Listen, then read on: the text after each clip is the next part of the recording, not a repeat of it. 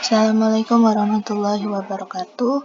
Yang terhormat Bapak Agus Priyanto selaku dosen mata kuliah Sistem Operasi.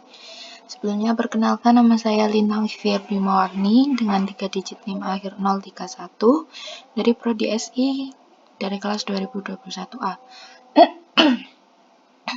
Pada kesempatan kali ini saya akan menjelaskan informasi tentang jenis-jenis memori. Sebelumnya, mari kita bahas apa itu memori. Memori, atau lebih tepat disebut dengan memori fisik, merupakan istilah generik yang merujuk pada media penyimpanan data, sementara pada komputer, memori berfungsi sebagai tempat penyimpanan informasi. Penyimpanan informasi ini harus diatur dan dijaga sebaik-baiknya.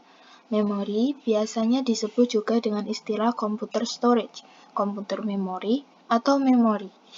Merupakan piranti komputer yang digunakan sebagai media penyimpanan data dan informasi saat menggunakan komputer. Memori merupakan bagian yang penting dalam komputer modern dan letaknya di dalam CPU atau Central Processing Unit. Pengertian menurut istilah memori biasanya merujuk pada media atau tempat untuk menyimpan data, yang dapat dikatakan bahwa memori merupakan perangkat keras yang khas digunakan untuk menyimpan data atau informasi dan dapat dibaca atau diambil kembali saat diperlukan. Pada komputer, program software yang sedang dijalankan atau di-run dan data yang sedang diproses disimpan di dalam memori selama program tadi masih aktif bekerja.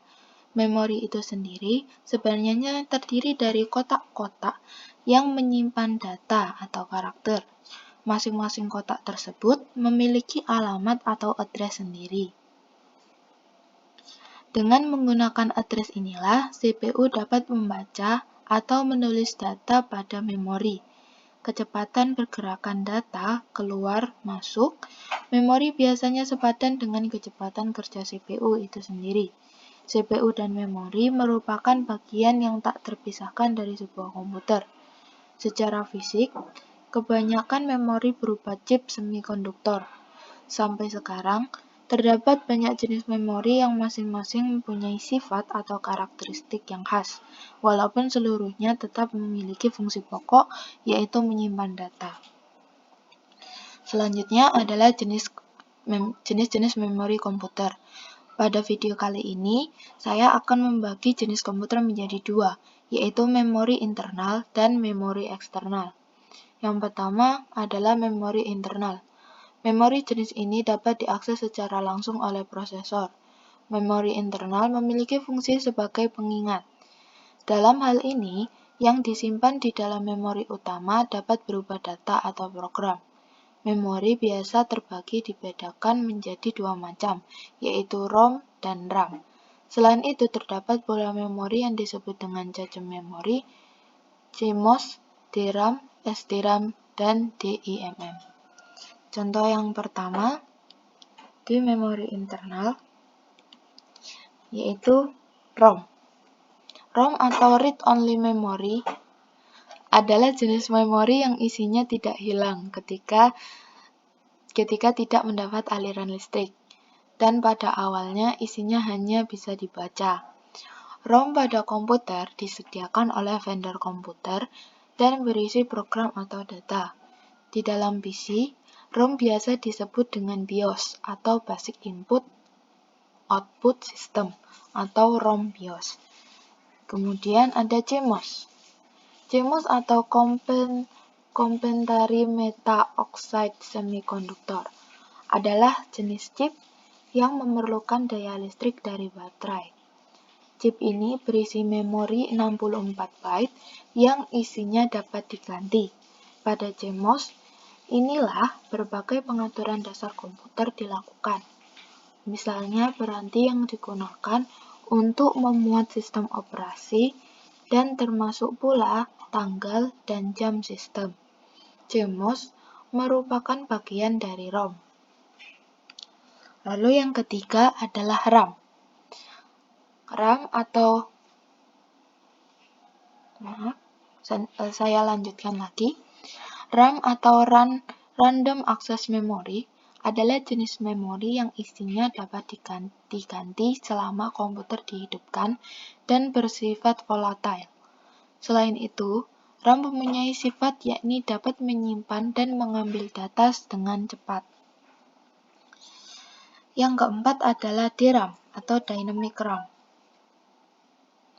Adalah jenis RAM yang secara berkala harus disegarkan oleh CPU agar data yang terkandung di dalamnya tidak hilang. DRAM merupakan salah satu tipe RAM yang terdapat dalam PC. Kemudian selanjutnya adalah SDRAM atau Synchronous Dynamic RAM.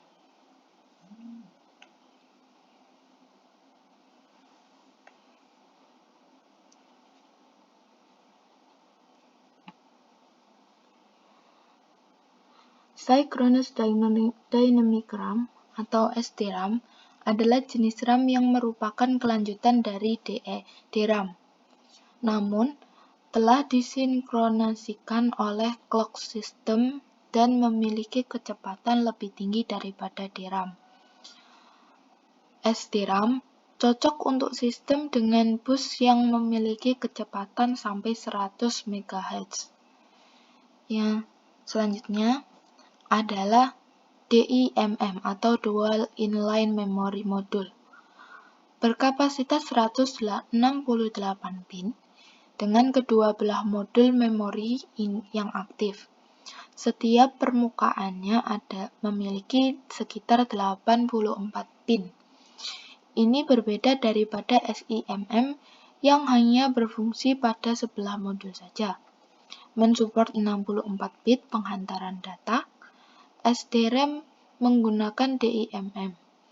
Merupakan pengganti dari DRAM, FPM atau Fastback Memory, dan Edo SD-RAM. Pengatur memori supaya sama dengan CPU clock untuk pemindahan data yang lebih cepat. Terdapat dalam dua kecepatan, yaitu 100 MHz dan 133 MHz. DIMM 164 pin adalah jenis RAM yang terdapat di pasaran. Dan yang terakhir adalah cache memory. Cache memory merupakan memori dengan kapasitas terbatas. Memori ini berkecepatan tinggi dan lebih mahal dibandingkan memori utama. Berada di antara memori utama dan register pemroses pada CPU yang berfungsi agar pemroses tidak langsung mengacu kepada memori utama, tetapi di cache memori yang kecepatan aksesnya lebih tinggi. Metode menggunakan cache memori ini akan meningkatkan kinerja sistem. Cache memori adalah tipe RAM tercepat yang ada dan digunakan oleh CPU, hard drive, dan beberapa komponen lainnya. Selanjutnya adalah memori eksternal. Memori eksternal merupakan memori tambahan yang berfungsi untuk menyimpan data atau program. Contohnya adalah hard disk, floppy disk, dan lain sebagainya. Hubungan antara cache memori, memori utama, dan konsep dasar memori eksternal adalah menyimpan data yang bersifat tetap atau non-volatile, baik pada saat komputer aktif atau tidak. Memori eksternal biasa disebut juga dengan memori keluaran, yaitu perangkat keras untuk melakukan operasi penulisan, pembacaan, dan penyimpanan data di luar memori utama. Memori eksternal mempunyai dua tujuan utama, yaitu sebagai penyimpanan permanen untuk membantu fungsi RAM dan yang kedua untuk mendapatkan memori murah yang berkapasitas tinggi bagi penggunaan jangka panjang.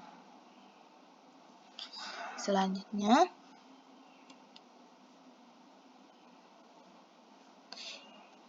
ini adalah pembahasan yang tadi, yaitu memori utama dan konsep dasar memori eksternal adalah menyimpan data. Dan yang ada dua tujuan utama, yaitu penyimpanan permanen dan memori untuk alternatif penggunaan memori dengan kapasitas tinggi untuk penggunaan jangka panjang. Selanjutnya adalah contoh ROM. Ada 3 contoh ROM, yaitu PROM, EPROM, dan EEPROM. Kita bahas satu persatu. Yang pertama yaitu PROM atau Programmable Read-Only Memory. PROM jika isi ditentukan oleh vendor. Jika isi ROM ini ditentukan oleh vendor dari komputer. PROM dijual dalam keadaan kosong dan kemudian dapat diisi dengan program oleh pemakai. Setelah diisi dengan program, isi PROM tak bisa dihapus. PROM merupakan chip yang bisa menyimpan data, namun tidak bisa dihapus lagi atau bersifat permanen. Program yang tersimpan di dalamnya bersifat permanen dan digunakan untuk menyimpan program bahasa mesin yang sudah menjadi bagian hardware komputer. Contohnya adalah program yang men-start komputer ketika komputer baru dinyalakan. Program yang ada di dalam PROM diisi oleh pabrik pembuatnya. Pengisian program ke dalam PROM menggunakan alat khusus yang bernama PROM Burner atau PROM Writer program, atau informasi yang telah diisikan atau juga direkam ke dalam PROM dan tidak dapat dihapus lagi. Selanjutnya yaitu EPROM. EPROM atau Erasable Programmable Read-Only Memory berbeda dengan PROM. Isi EPROM dapat dihapus setelah diprogram. Penghapusan dilakukan dengan menggunakan sinar ultraviolet. EPROM berbeda dengan PROM. EPROM adalah jenis chip memori yang dapat ditulis program secara elektris. Program atau informasi yang tersimpan di dalam EPROM dapat dihapus bila terkena sinar ultraviolet dan dapat ditulis kembali. Kesamaannya dengan PROM adalah keduanya merupakan jenis ROM, termasuk memori non-volatile. Data yang tersimpan di dalamnya tidak bisa hilang walaupun komputer dimatikan, tidak membutuhkan daya listrik untuk mempertahankan atau menjaga informasi atau program yang tersimpan di dalamnya.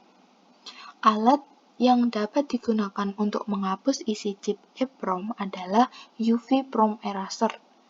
Alat ini akan menyinarkan sinar ultraviolet ke memori tempat data disimpan di dalam chip EPROM. Dengan demikian, chip EPROM dapat digunakan kembali dan dapat diisikan informasi atau program baru.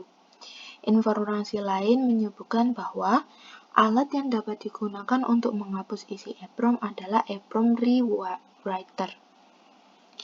Dan yang ketiga adalah EEPROM atau Electrically Erasable Programmable Read-Only Memory.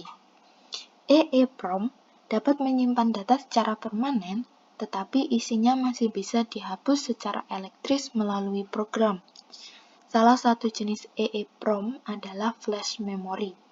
Flash memory biasa digunakan pada kamera digital, konsol video game, dan chip BIOS. EEPROM merupakan komponen yang banyak digunakan dalam motherboard komputer dan beberapa perangkat elektronik lain yang berfungsi sebagai penyimpan konfigurasi data pada peralatan elektronik tersebut. Kapasitas penyimpanan pada EEPROM sangat terbatas. Pada sistem hardware komputer yang sering digunakan, chip EEPROM umumnya digunakan untuk menyimpan data konfigurasi BIOS. Dan ini adalah salah satu contoh dari masing-masing memori, yaitu yang pertama ada PROM, yang kedua ada EPROM, dan yang ketiga adalah EEPROM. Selanjutnya kita beralih ke contoh dari RAM. Ada beberapa contoh dari RAM. Yang pertama adalah SRAM. SRAM atau Static Random Access Memory yaitu jenis RAM yang didesain dengan tidak menggunakan kapasitor. sehingga tidak memerlukan penyegaran secara berkala. Teknologi ini menghasilkan kinerja yang sangat cepat, akan tetapi biaya untuk memproduksinya cukup besar, sehingga hanya digunakan untuk menangani bagian-bagian yang dianggap sangat penting saja. Yang kedua adalah EDORAM. EDORAM atau Extended Data Out Random Access Memory, yaitu jenis memori RAM dengan teknologi penyimpanan dan pengambilan data yang bisa dilakukan bersama-sama, sehingga kemampuan untuk membaca dan menulisnya lebih cepat. Mempunyai bentuk yang lebih panjang dengan jumlah pin yaitu 72 pin. RAM jenis ini sangat cocok digunakan untuk semua komputer Pentium. Selanjutnya adalah RDRAM. RDRAM atau Rambus Dynamic Random Access Memory, yaitu jenis memori random dinamis sinkron yang diproduksi oleh Rambus Corporation. RDRAM, tidak semua motherboard memiliki RDRAM yang mampu mendukung memori ini, karena teknologinya sudah cukup canggih. Selanjutnya adalah NVRAM, atau Non-Volatile Random Access Memory, merupakan sebuah jenis RAM komputer yang dilengkapi dengan baterai litium, sehingga apabila komputer tiba-tiba mati, maka data yang tersimpan tidak hilang. Selanjutnya adalah VGRAM. VGRAM atau Video Graphic Random Access Memory merupakan jenis memori komputer yang didesain khusus untuk video adapter. Besarnya kapasitas memori sangat menentukan sekali terhadap kualitas video yang dihasilkan. Lalu ada Flash RAM. Flash RAM merupakan jenis memori dengan kapasitas penyimpanan yang tergolong rendah. Untuk dapat bekerja dengan optimal, memori ini memerlukan refresh dengan daya kecil. Biasanya memori komputer ini banyak digunakan untuk perangkat elektronik seperti ponsel lama, VCR, dan juga TV. Lalu ini adalah beberapa contoh gambar dari RAM yang sudah saya jelaskan sebelumnya. Ada SRAM, EDORAM, RDRAM, NVRAM, VGRAM, dan Flash RAM. Lanjut, ada dua contoh lagi dari RAM yaitu DDR, SDRAM, dan SODIMM. Yang pertama kita bahas dulu DDR, SDRAM. DDR SDRAM merupakan singkatan dari Double Date Rate SDRAM, yaitu sebuah jenis RAM komputer yang mampu menjalankan dua instruksi sekaligus dalam waktu yang sama. Daya yang diperlukan oleh RAM ini juga sangat kecil, sehingga banyak dipakai oleh banyak perangkat saat ini. Kapasitas memori yang dapat ditampung per chip yaitu 4 GB. Dan yang terakhir adalah SODIMM, yaitu singkatan dari Small Outline Dual Inline Memory Module, yaitu jenis RAM komputer yang banyak digunakan untuk perangkat laptop atau notebook. Walaupun ukurannya cukup kecil, akan tetapi kapasitas penyimpanannya juga sangat besar. Dan ini adalah beberapa contoh gambar dari DDR SDRAM dan SODIMM.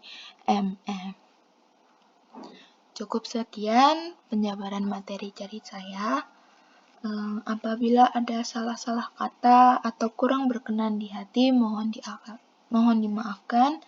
Akhirul kalam, wassalamualaikum warahmatullahi wabarakatuh.